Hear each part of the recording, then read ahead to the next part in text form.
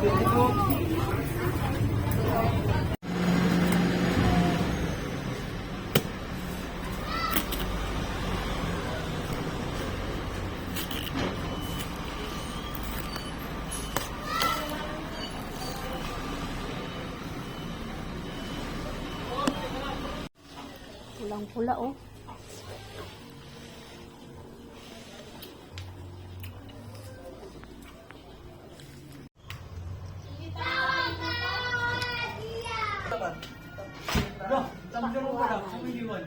Nakin na tsinelas, oh. Sarap!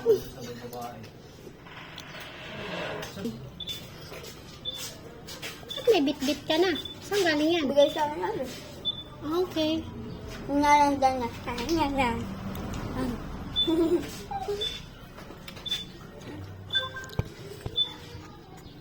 Ayan.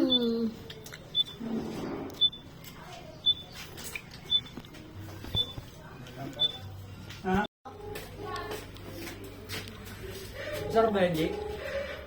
Depende sa panlasa mo. Yo! Oh! Nga! Sabi na eh. Alo!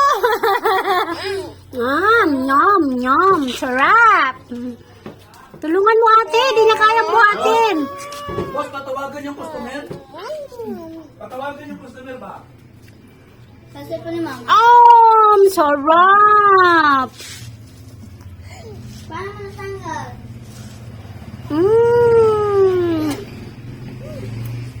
Boss!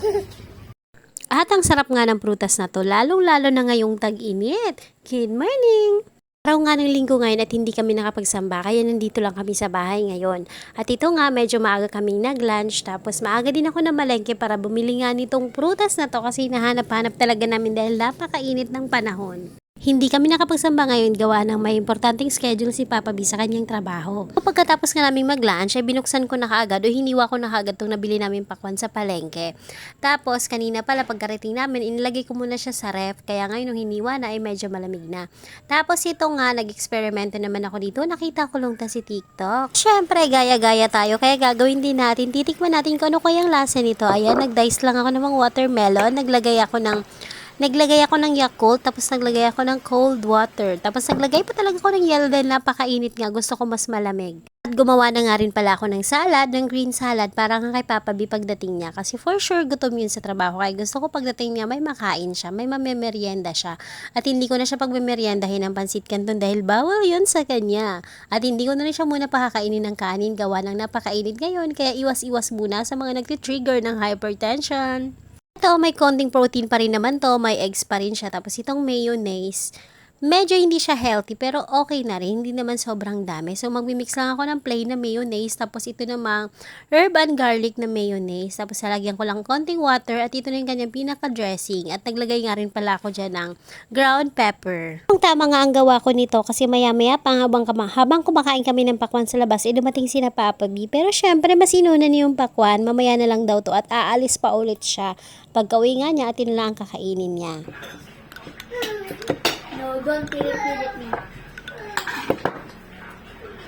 Tinikman ko nga siya pero medyo nakulangan ako sa lasa kaya magdadagdag pa ako dito ng honey. Konti lang para meron lang siyang konting sweetness. Tapos imimix-mix ko na nga siya dito sa aking mga greens na naglagay din ako ng konting carrot. Tapos meron ding cucumber at syempre yung hiniwa-hiwa ko kaninang eggs na hindi naman na perfect yung pagkakahiwa. So ihahalo ko muna tong dressing bago ko siya ilalagay sa ref para malamig na mamaya pagkain ni Papa B ng merienda.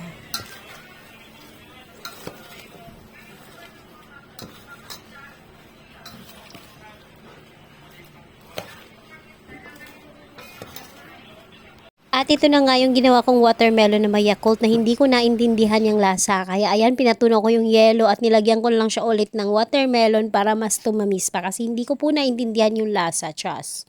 Yan kasi, experiment pa. At ito na nga si Bunso ay gustong-gusto na lumapit sa papa niya. Kaya lang madumi pa kasi yung papa niya at hindi pa nakakapagbihis. So, naghilamos na muna si Papa B para makalapit talaga siya kay Bunso kasi nanggigigil na rin siya sa kulit.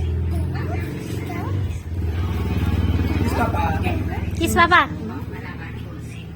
Two, three, 1, 4, two, two, G, zero.